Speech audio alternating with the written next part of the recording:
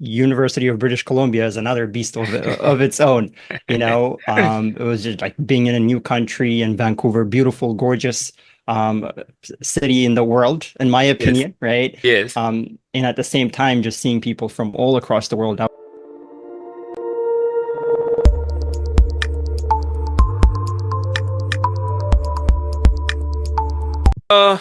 Ebenezer, thank you so much for coming into this podcast. And as you know, on this podcast, we talk about, personal finance, investing, and also experiences with the guests who, have different career backgrounds.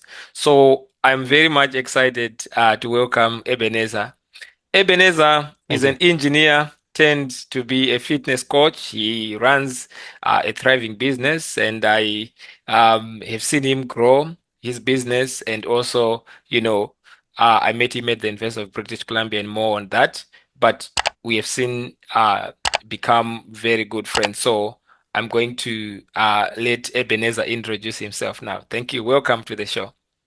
Thank you. Appreciate it, Isaac. It's good to be here. Yeah, just like you said, my name is Ebenezer, and I go by Coach Abe these days because Yes, Coach Abe. I transitioned my career from engineering to Yes, fitness coaching and life coaching for the past, I think about 4 years ago or so. Time yes, really flies. yes. But yeah, so I connected with you about Yeah, 9 years ago or so, back in 2015, when you started your education at UBC, yes, University of British Columbia. yes. I remember you were doing your master's there, and I was doing Yes, my undergrad. I was completing my master's right on my final. Yeah, yeah, Yeah, yeah. yeah, yeah, yeah. But yeah, what a journey it's been, and it's good to be here and open to be sh to share my experience and have a good chat. Fantastic, fantastic. Ewe, I think the first thing right there is the fact that why, you did 4 years of engineering, and I know engineering program at the University of British Columbia here in Canada is one of the most difficult programs I Mm. have ever heard from, colleagues and people who are engineers. Why transition from after successfully completing that engineering degree, why Mm. transitioning into coaching? Do you wanna tell the Yeah, audience right there? for sure, for sure, for sure. I know it's an interesting story. I always get questions around that Yes, whenever people find out about my transition. But yeah, so I graduated after 4 years of an undergrad program with an electrical engineering degree yes, and worked for 2 years. I didn't transition right away, actually. yes, Worked for 2 years, so I got some experience in the power systems and power electronics industry. So just the high level stuff, let's just think of BC Hydro related yes, work, yes. or a little And what is bit more BC like Hydro? a BC Hydro is a Yeah. power, what do you call it? Power transmission, distribution, Yes, power generation kind of yes, organization based in British Columbia. yes, So basically, as an electrical engineer, I was working more mhm, on that side, and I did yes, a bit of robotics engineering as well. So yes. working on designing motherboards and the green Yes. stuff that we see in electronics and stuff like that. Engineering So stuff. yeah, so at a high level, this was it sounds fun, and it Yes, was fun, yes. for the experience that I had. But then it became like a chore for Yeah. me. Hmm. I was clocking in, clocking out, and just going through the whole the 9 to 5 routine, Yeah, and I got something out of it. It helped me with my yeah, permanent residency yeah, process and application because I needed to have some yeah, experience, work experience to be able to apply yeah. and get a better status in Canada, right? So Yes, it had its benefits, but it wasn't aligning with me internally. yes. And like my Long-term aspiration or goals.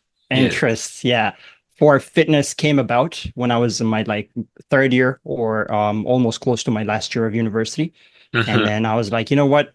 Since I have more interest towards this area, I Yeah. can let's see how I can explore it further.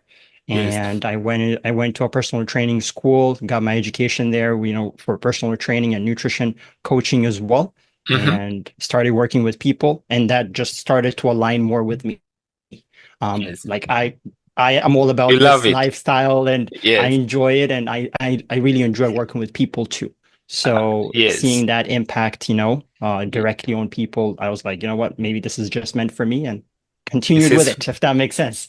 Yeah. definitely, and I'm gonna follow a little bit more about that because it's terrifically a very inspiring story. So, you originally, you were born, I believe, in Ethiopia, right? That is in Yes. Africa, and Africa is, the last time I checked, 54 countries, so it's a big, diverse, and Yeah. very rich continent in terms of culture and diversity.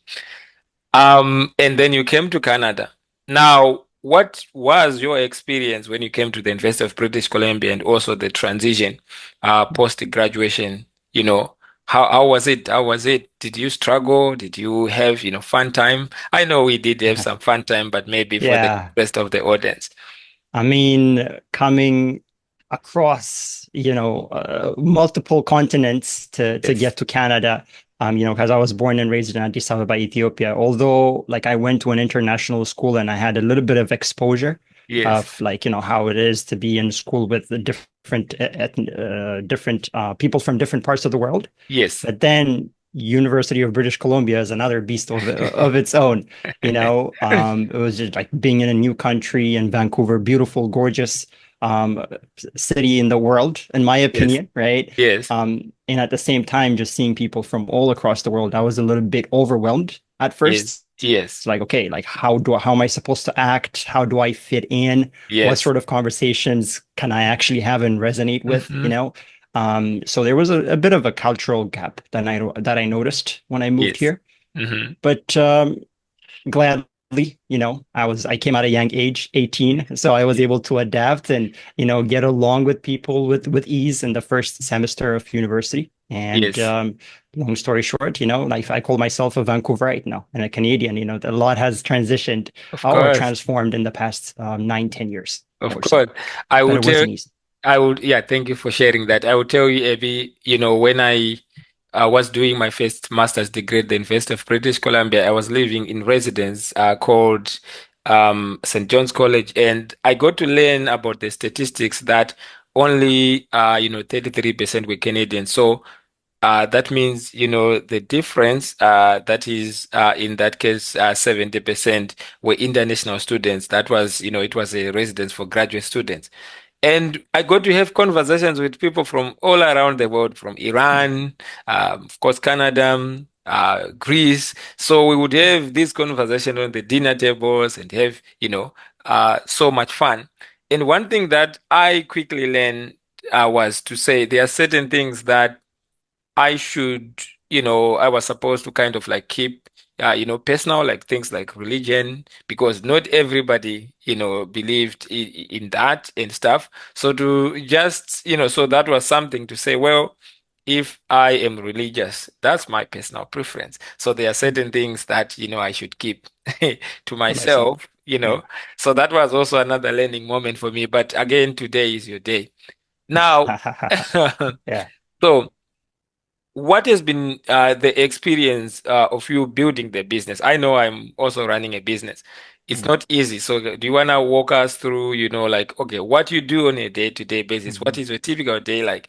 Mm. And probably if you like, how you have seen the business, not necessarily telling us about the specific revenue targets and stuff, but, just giving us, I mean, Yeah. if you Yeah. like, that's great. But Yeah. I think the whole point is to learn from your experiences, even from your challenges, your failures, and Mm.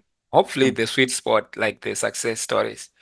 For sure, man. For sure. No, that's a great question. That's a great question. I mean, I can start by saying I have learned so much by being an entrepreneur and a business owner than I did in school, Yes, especially when it comes to interpersonal personal skills, yes. right? And so, like initially, when I started, like 2020, right around COVID, like when I started to do coaching alone, I used to work with a personal training facility in the Hmm. past. So I was working as an employee there, like part Yes, time after my engineering job in the evenings, just to get a taste of it. And then yes. when I transitioned to doing it on my own, I Hmm. learned that business requires a lot more different various skills. Coaching on its own is not enough. I Yes, need to know how to market. I need to know how to talk to people and sell. my products and my Mm-hmm. services, Mm-hmm. and also being able to manage my accounting, finance, Mm-hmm. financial planning. And there was just a lot behind it, right? Yes. So at first I was like, okay, where am I supposed to start? Yes. It just it was a little confusing. And I was just like, Yes. okay, I kind of need someone to show me around and show me the ways. But Yes. as a solopreneur, like Yeah. I was on my own, for the start at least. Yes. So what I did was I reached out to a business coach, Mm-hmm. someone who's had experience in starting an More online like a mentor, business. right? More like a mentor. Exactly. Yeah, yeah, yeah. So after our discussion and we had like a coaching session as well, and I was like, okay, I guess I can start out small by building out my social media, Mm-hmm. like having a little bit more presence social media like Instagram, Facebook, and Mm-hmm. communicating my values with people Mm-hmm. and communicating my fitness journey. And through that, help me build trust and Yes. have an audience, and then easily be able to turn my audience into clients and long-term clients and things like that. So that's how the life cycle is like, taking the time to build trust first and providing Yes. value on social media, and then eventually, leading to becoming clients and customers and things like that as well. But but yeah, does that answer your question? Oh, very much So so. that's And, I know as a client, in a way, I have, spoken and interacted with you. And one thing that stood out, as I was interacting and I still interact with you is that you are someone who is very methodical and organized. And do you want to share a little bit more about how you automate the processes? Because I kind of like if you sign up online, you have a website and you can tell mm, us the website name mm, and also like how you go about it because there's a lot of talk about AI and automating mm, mm. things. Yeah. Yeah, yeah. To be honest with you, I try not to use that too much automation because I want Yes. to have like that one-on-one and a personal touch Yes. through my communication, especially in the early Yes. stages with a Yes. prospect. Yes. So how I like to go about it is by Yeah. usually I use social media. I have a website. It's Yes. getfitabe.com. Yes. But nowadays websites are obsolete, to be Yeah. honest with you. Yeah. Like people are more into social media and having a personal connection with someone and then being able to be a customer. That's how things have transitioned. Websites are obsolete, in my opinion, right? Yes. So how I go about it is basically if a prospect resonates with my Yeah. content and Yes. resonates with who I am as a person and my values, Yes. then we get on a call, we have a chat, Mm-hmm. and I get to know their fitness goals and what's their why behind it. Mm-hmm. Like for me, if a person comes up and says, I want to get abs, that's not enough. Yeah. That's not a good enough reason. Yes. I like to look for deeper reasons as to like why is your fitness journey important to you. And Yes. most times what comes up is people want to be more productive at work. Mm-hmm. People want to have like better energy in their Mm-hmm. relationships, Mm-hmm. and they want to show up healthier, stronger, and as a certain confident persona and Yes. in their lives as well, right? So Yes. if a person has bigger motives, and then we keep the conversation going, Yes. and we talk about how we can customize their workout planning, Yeah. nutrition planning, and stress management tools, and all the good stuff based on their needs. And because I mainly work with busy professionals, Mm-hmm. so I try to make sure that things are like easy to do, yeah, Mm-hmm. and effective Mm-hmm. for their needs. And yeah, so I do everything online these days using a Mm-hmm. training app and Yeah. also a meal planning platform as well, Mm-hmm. so that people can have the flexibility and doing things on their own and not just relying on an outside person Mm-hmm. to get them results or Fantastic. yeah, to get to Fantastic. point B. Fantastic, Abby. Now, do you want to walk us through like what a typical day would be like for you? A typical day, like for example, today, right? So Yeah. I got up around 7 and Mhm. I went for a run, like after using the bathroom and all that kind of stuff. We're not going to get Yes. into the details, right? Yes, of So I course. usually start my day with an activity. Mhm. So be it walking or running or going to the gym and doing some Yes. strength training routine. So Yes. like self-care comes first before Yes. work. Yes. And that's what I always communicate with my clients as well, Mhm. right? So I get that once I get that out of the way, having breakfast, and then I start to communicate with my clients. So if they've messaged me and if there's a, whatever is the to-do list for the day, checking in on them, if there's any struggles with workouts or nutrition side of things, and setting goals for the day, setting goals for the week, and things like that. So client check-ins and client communication comes after. And then content creation. So having a little bit more social, providing value for Mhm. my audience as well. So it's not just about for Yeah. clients who've paid.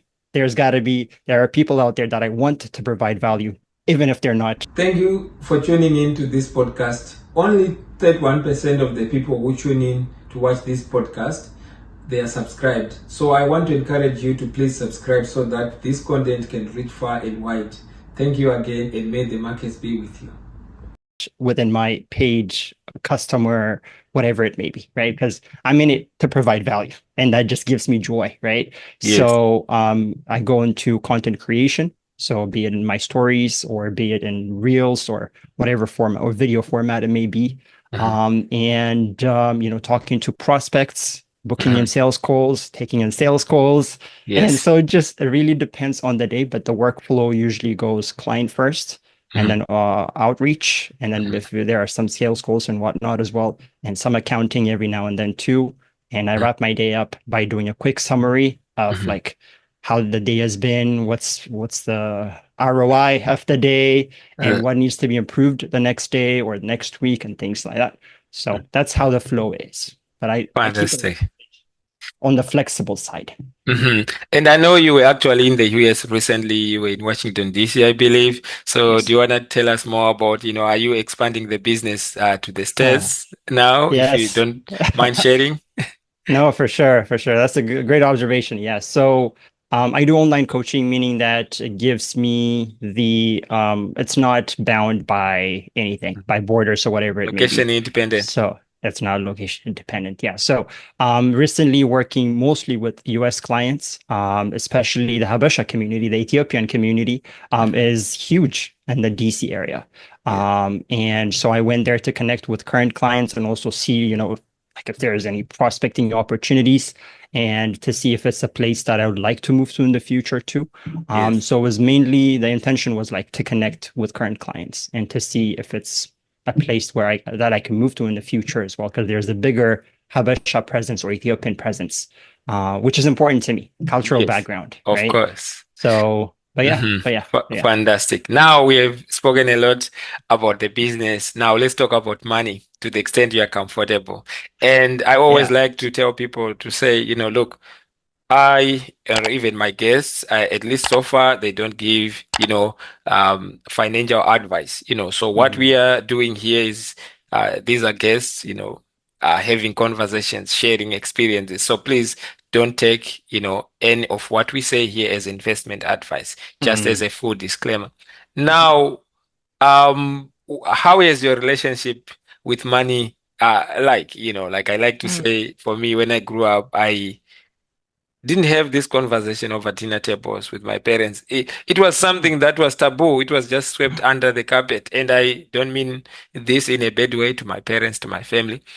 But, what was it like? What is your relationship with money? Yeah, that's a good question. Yeah. Coming from a more humble and African background, that I Yes. can resonate with you. So I've Yes. had similar conversations with my parents whereby it was more so like money's not talked about. Like I don't know Yes. how they make their money. I mean, Yeah. we sort of Yeah. know their jobs, Yeah. right? But we don't Yes. really talk about budgeting and we don't Yeah. really talk about investment. Yes. And like planning and all that kind of stuff is not Yes. really discussed, Yes. right? Yes. So for me, when I moved here, and especially after graduation and after even during university days, we had Yes. like a stipend of some sorts. Like, Yes. so like I was more so on like, okay, gotta save. I gotta make sure, I'm secure If I and I'm not don't, I'm on my own. what's gonna, I don't want to be homeless. I don't want to be out on the streets, right? Yes. So it was more so my relationship was more so on focused on saving as hmm much as I can, hmm so I can have a safer future.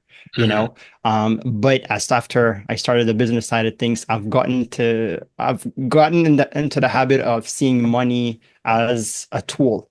Yes.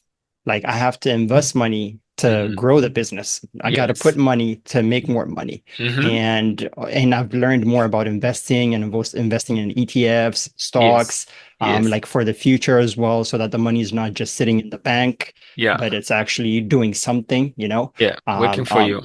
working for me in a way, like Yeah. passively doing something for me. You know the financial Oh, yeah. terms there, but Yeah, sure. Yeah. so now I see money as a tool.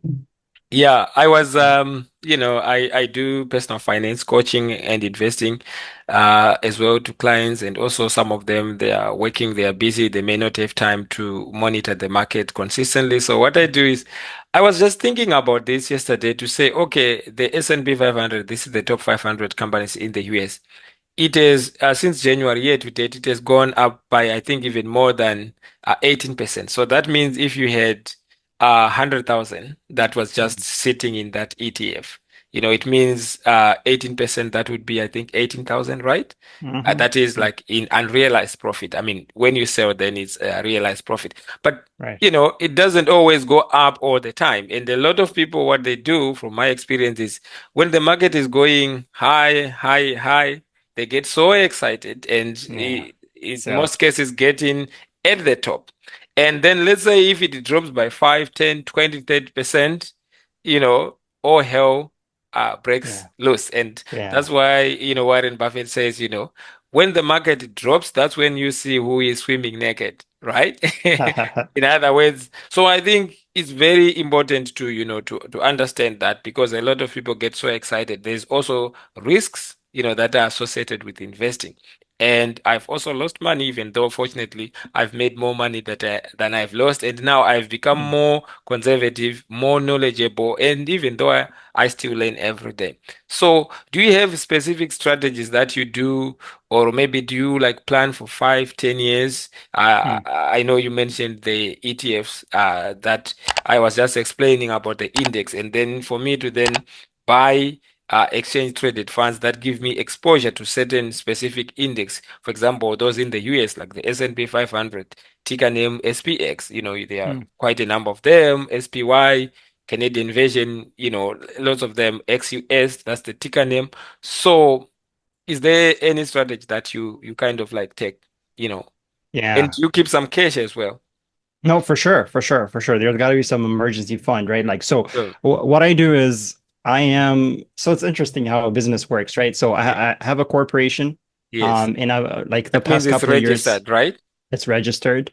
And so the business is a separate entity, and I am Yes. just an employee, Yes. which is kind of funny because like it's mine, but at the end of the day. But however, the past couple of years, I've been doing like a salary payment to myself. So I've been treating myself as an employee.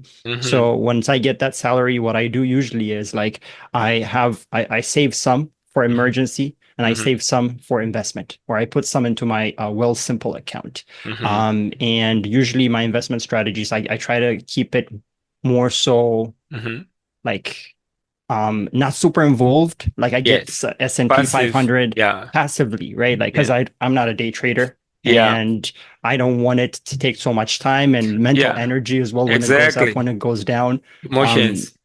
Exactly. So I usually just go with S&P 500, and I have a Tesla, some Tesla accounts, stocks as well, and TQQQ, which is like a triple something. It's mostly focused on the technology. So basically, they have a section like proportion of specific stocks in the tech sector, right? Okay.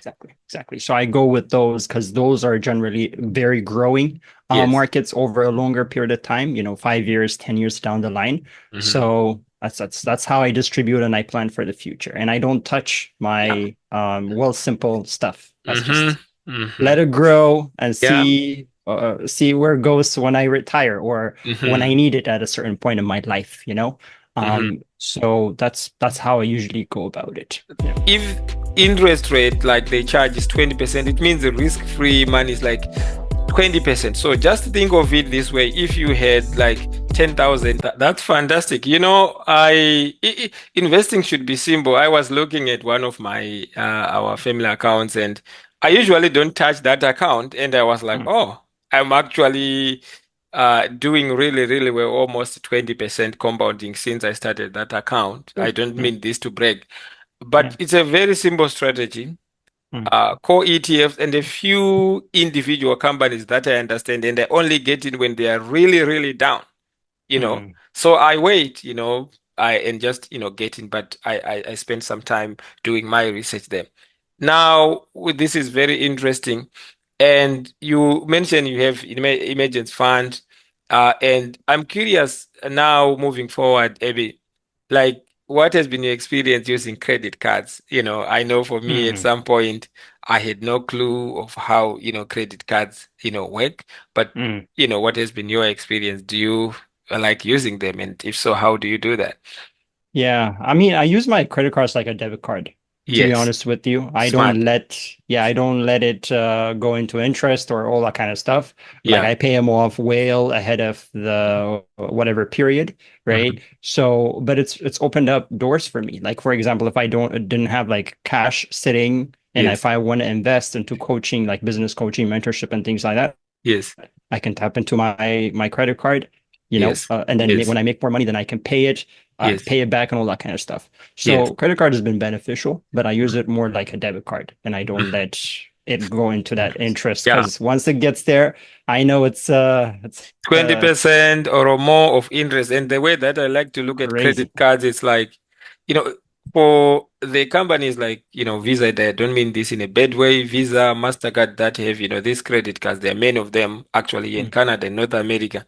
yeah. If interest rate like they charge is 20%, it means the risk-free money is like 20%. So just think of it this way. If you had like 10,000 invested and it's compounding, it's giving you 20% a year, right? Mm, So mm. that means, It's a lot. in like 5 years, that money, even less, probably, that money will have doubled, right? So if you say Mhm. 72 divided by 20, that's the 72 rule. Like that's how you can calculate how much it will take for the money to double. To say, let's say 72 Oh, divided by 20, if you're getting 20% return. So that yeah. number, so so it's like I'm just giving away the money. And I understand that sometimes people are forced in those situations because of some circumstances beyond their control. But for the most part, I think it's discipline. And what I like to do is I like you said, to have an emergency fund so that if I run in an emergency, I then uh, don't go to the credit card as Credit a card. default backup, right? So it's more like shifting the mindset, thinking long term and acting. But more so, I think investing in personal finance, in my view, is more like 90% is more about the psychology, how Mm, you think and you project, and more about your behaviors. Like if the market drops, do you panic, right? mm, Or mm, if you do your homework and if there is an unusual opportunity in the market, for example, recently Tesla was down almost 30%, I think, and oh, it it went, was. yeah, it went down. It's Oh, $143, I think, a share. Now it was, the last time I checked, it was 260. So what that means is like when everyone was panicking, some people mm. probably got in. But I But always yeah. put a caveat to say you have to do your thorough research, and it's Mm, very possible to lose your money. So what I simply do is like I don't invest more than 10% in one individual stock, no matter how confident I mm, think I am. Then mm, most of my money or our family money is more kind of like in the exchange traded funds, the S&P 500. And I'm also thinking of considering other, emerging markets and, international, funds through an exchange traded fund. Now, is there anything that you want to share with me about, your immigration story here? How has been the experience? Like, I know you shared a little bit about that, but yeah. is what you are going through post-graduation what you expected life to Mm, unfold, or there are some mm, some changes or challenges, success stories, if you like to? yeah. Interesting. I feel like a lot has shifted for me. Like when I was, when I graduated, I was 22 Mhm. and now I'm 28. So Yeah, wow, 6 years. 6 years. Jesus. Yeah, Time flies, right? yes. Like the expectations I had back then, definitely not similar to what I have now. Because right after Yes. graduation, I had this thought of like, okay, I'm gonna get married, I'm gonna settle, I'm gonna start a family. What are those How is very that going, if you don't mind sharing? traditional? Not even close. I know. So, so it's different now. It's more so I'm more focused on like personal development and just Mhm. working on myself, building my business side of things, getting Exactly. better with my fitness journey, and experiencing life as much as I can. Hmm. And at the same time, connecting with family, building Yeah, relationships, and things like that, right? These were yeah, things that I did not know much about when I was yeah. in school, and Yes, I didn't do enough of. I guess there was a bit of like age and maturity as well. A yes, lot shifts, right? yes. But for me, yeah, the past 5 or 6 years have been very, very interesting. Lots of growth. So eating well, not just to lose weight or gain muscle, but just Hmm. because like that's what your body needs, and for you to function optimally and be productive, you need to be healthy and you need to lots of growth. Yeah. I'm Um, writing my, sorry to interrupt you. I'm writing my, I would say, second book. The first one is Serendipity, yeah, I I know the wrote one that right one, now. but I'm revising it. But now I recently published The Intelligent Millennial Investor. Actually, this is the book. Hmm. So this one I just share about personal finance and investing, but I'm writing another one. And Hmm. one thing that I actually, I'm writing about, I came through this framework by, I think it's Professor Diamond in the US. He has what is called the Wheel of Life, wherein he says, um, you know, to have a balanced life, you have to think about health, Hmm. personal finance, relationships with family, friends, your spouse, um, and things that matter to you. So if you then intentionally categorize to say, how am I doing on this? And so you have a checklist and you kind of like, keep track of how you are doing. That kind of helps, to maintain a balance. I was going to say, when I grew up, we would walk, uh, kilometers going to school and stuff. And I think Yeah. maybe no wonder why we didn't intentionally work out, but I believe I was healthy. Mm. Based on that, now I have to hit the gym. Like today, I went to the gym. Uh, what has been the key thing? Like, because, you know, what I learned from you actually taking coaching as a business, as an enterprise, it means, there's value, of course, but what are the key things? Because some people say what you eat matters, you have to consistently. Is there something that you could generally say? Because I know, of course, it would depend on specific information of every client. And of course, I will put Yep. Abe's website on the comments so that if you want to touch base with him, you can, reach out to Coach Abe. Yeah, yeah. No, I don't like to say 70-30 or 80-20. Those kind of Yeah. things have been Yes. all over the internet, Yes. especially when it comes to weight loss or fat loss. People Yeah. say gotta focus on the kitchen, your Yeah. nutrition, what you put into your body, and Hmm. not so much on exercise kind of thing. Hmm. But my approach is more so like see everything holistically. Hmm. If you have lower body fat, because you focused on nutrition Hmm. and you're not strong and Hmm. you don't have good endurance, life is Hmm. not going to be enjoyable, Hmm. right? And let's say your fitness is so good, but your emotional health is bad, Hmm. and you don't have a stress management tool, or your sleep is not great, or Hmm. hydration is not great, right? So, like all these pieces matter. And for us to be an effective human being or efficient human being, right? So Hmm. I like to look at it like it's not one or the other, Yes. or like more focused on one area than the other. It's more so knowing like how to focus on all those at the same Yes. time, you know? So Yes. like seeing nutrition as a way to nourish your body. So Hmm. eating well, not just to lose weight or gain muscle, but Hmm. just because like that's what your body needs. And for you to function optimally and be productive, you Hmm. need to be healthy and you need to be fueled well, right? Yes. So that's the kind of approach I have. And when it comes to movement too, Yeah. walking, running, or Yeah. whatever you're into when it comes to cardio activities, and Yes. incorporating strength training, Yes. not just to Interesting. bulk up, not Mm. just to bulk up, but also just to be able to to do things with ease around the Yeah. house, to be able to Yeah. pick up a bottle. I need my Yeah. muscles to work, Yeah. be And able to water, stand. drinking water, right? Like I'm doing now. Exactly. Hydrating, right? So that's been what my approach is, and I always make sure to like clarify that whenever I'm working with clients. It's like Hmm. we're not going to focus on just one area. We're going to focus on everything slowly. Maybe one focus on maybe sometimes the focus can shift. We can Hmm. focus more on nutrition, but however, over a grand scheme of things, like a month time or 3 months or 6 months, we are taking care of everything. And then by the time you come out, when you graduate from this mentorship or coaching program, you come Hmm. out holistically improved and not just someone who has abs, because that means nothing to me. You know what I Yes. mean? So that's my philosophy when it comes to training.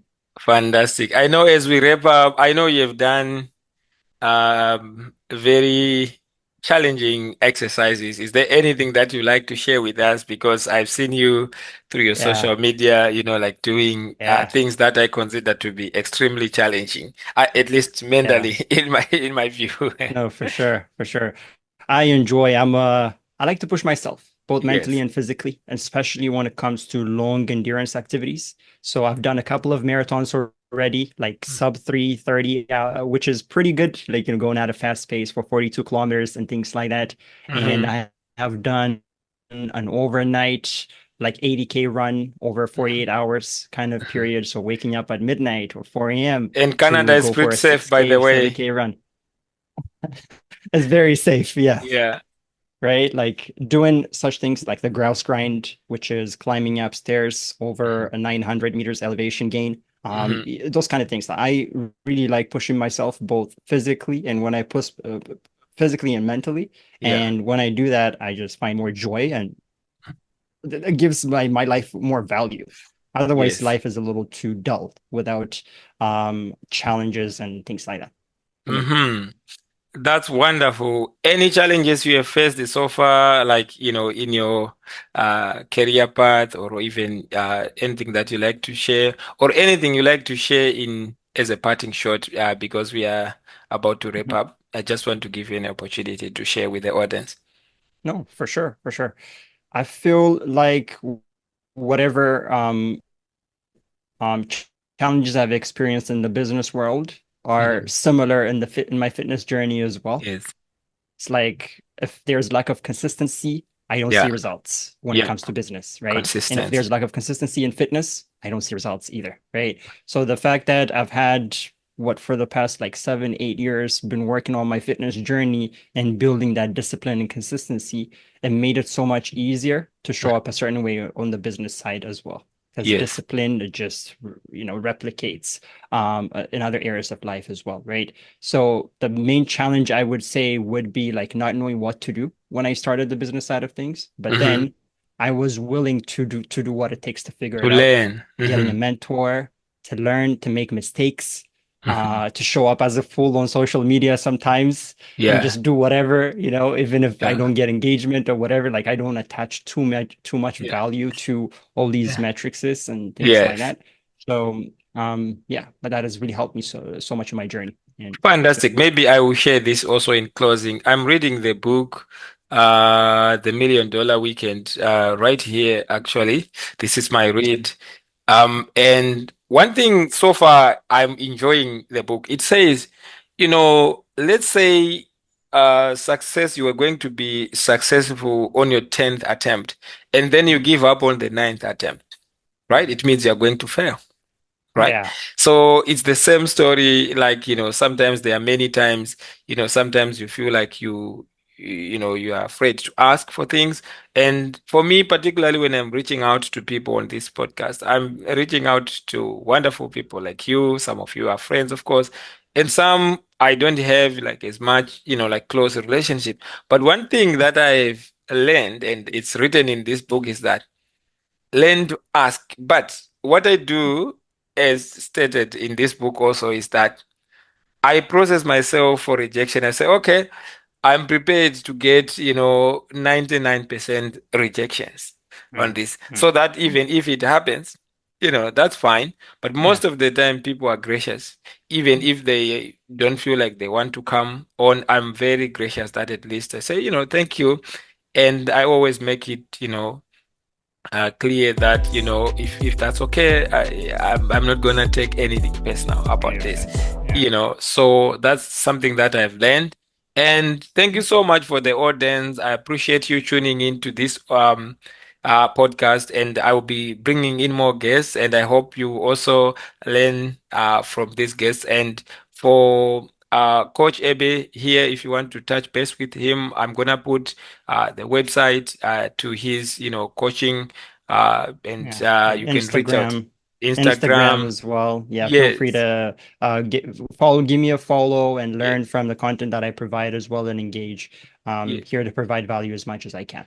Exactly. And I would be happy to say, hey, I got, this contact from this podcast, and this has really transformed my life. Those success stories, or even, challenges that, come through life is very, very important. So with that, thank you so much. And for the audience, stay tuned for the next episode. Have a wonderful day, and may the markets be with you.